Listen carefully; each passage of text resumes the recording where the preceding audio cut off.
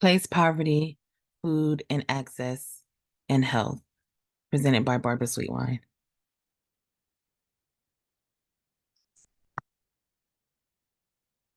So the first work that I'm going to go over is called Access to Affordable Nutritious Food is Limited in Food Deserts. So the problems in this work is that affordable, healthy foods are not readily available for many families in America. And these families, particularly low-income families, live in what's known as food deserts. And these food deserts reduce the likelihood of a well-balanced and healthy lifestyle. Food deserts promote medical conditions that are linked to diet, such as obesity, diabetes, hypertension, and high cholesterol. Food swamps are also a problem. They are areas where healthy food may be available, but fast food is easier to access and oftentimes cheaper and requires less effort to prepare, which makes making a healthy lifestyle harder to attain.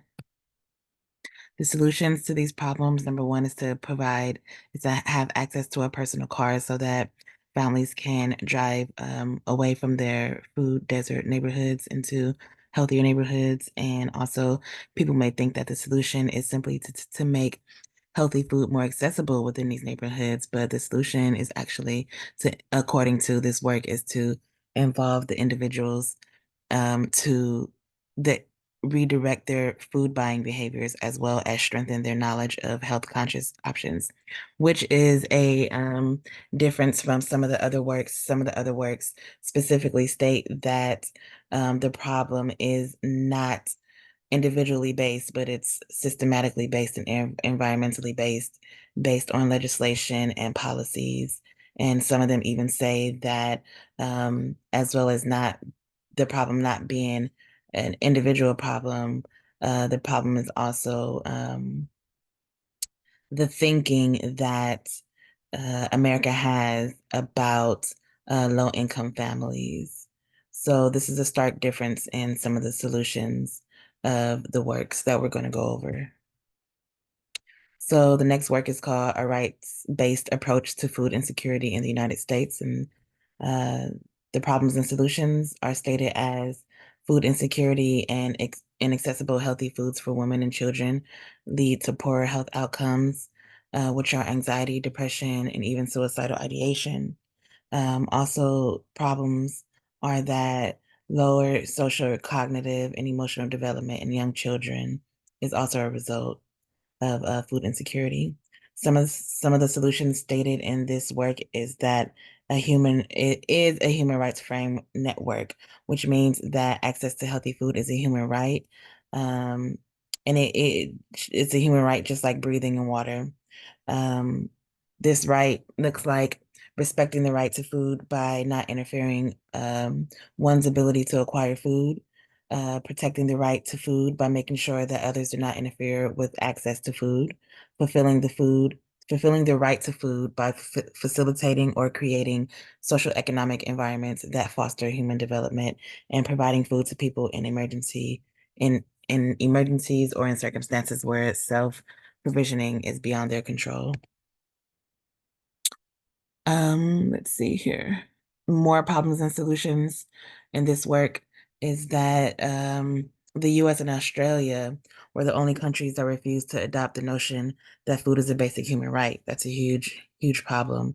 The solution to that problem is that the US, instead of maintaining the concept of food security, should adopt the concept of a right to food. The United States of America should look at food as a right, like I said before, just as equivalent as breathing and water. The solution to this problem, more solutions to these problems is government accountability, better public transportation, an analytic framework that accounts to vulnerability and discrimination, because vulnerability and discrimination is also problem in food insecurity, stronger connections between policies and outcomes.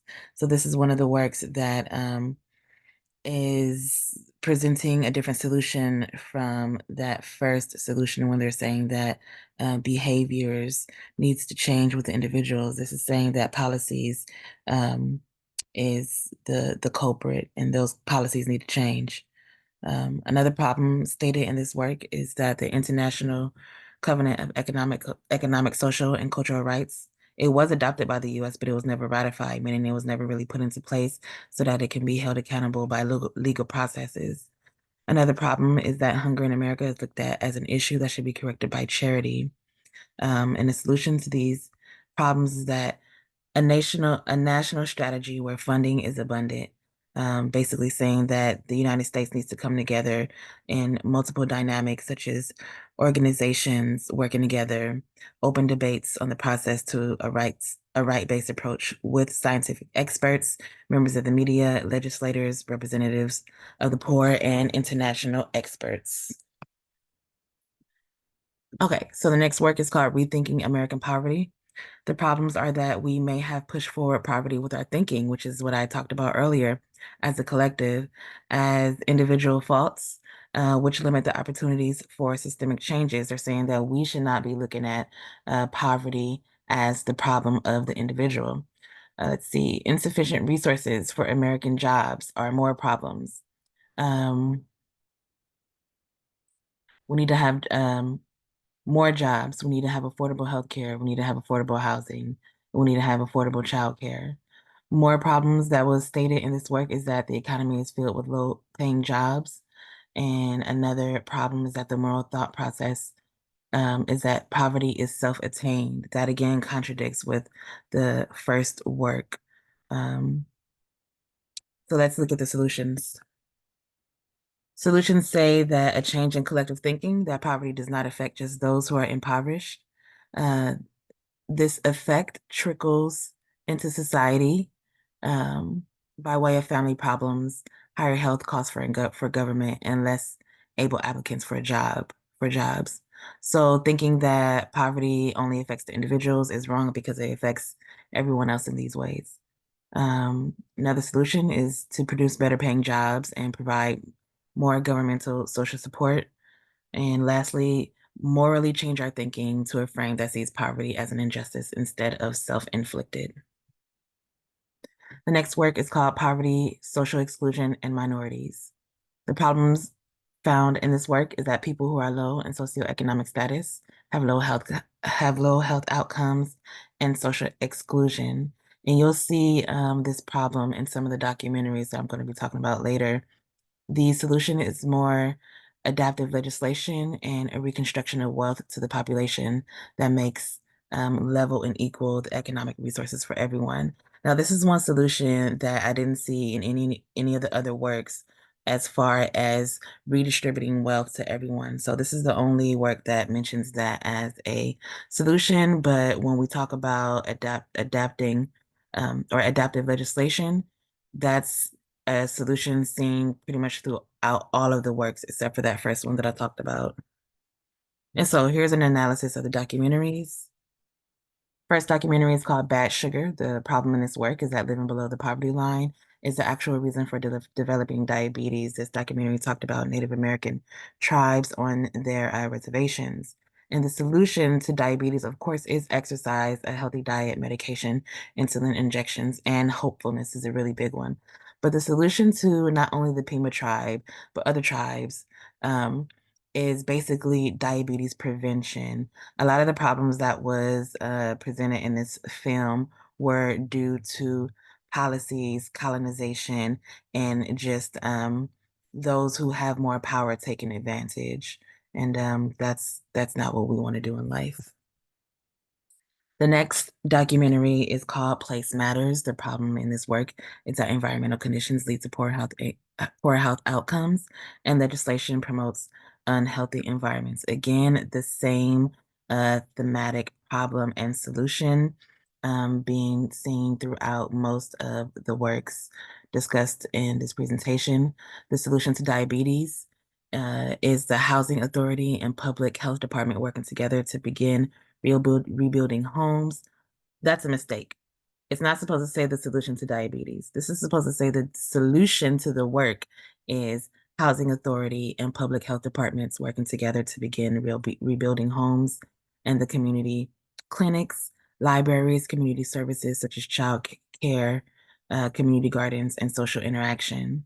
So this documentary talks about how your neighborhood makes a difference in your health outcome. And again, policies and legislation is pointed to as the solution.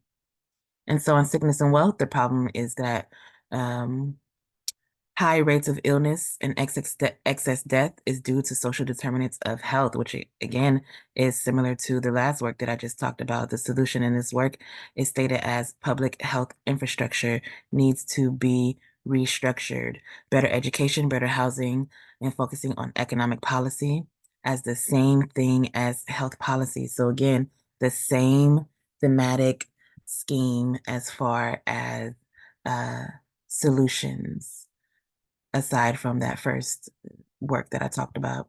So the last documentary is called Safety Net Hospitals. And the problem in this work is that for-profit hospitals are in business for money, which creates a hostile healthcare environment.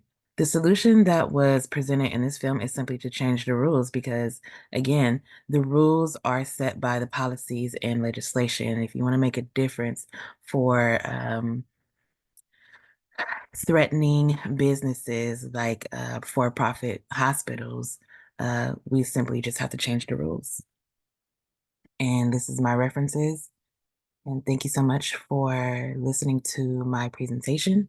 Please have a good night.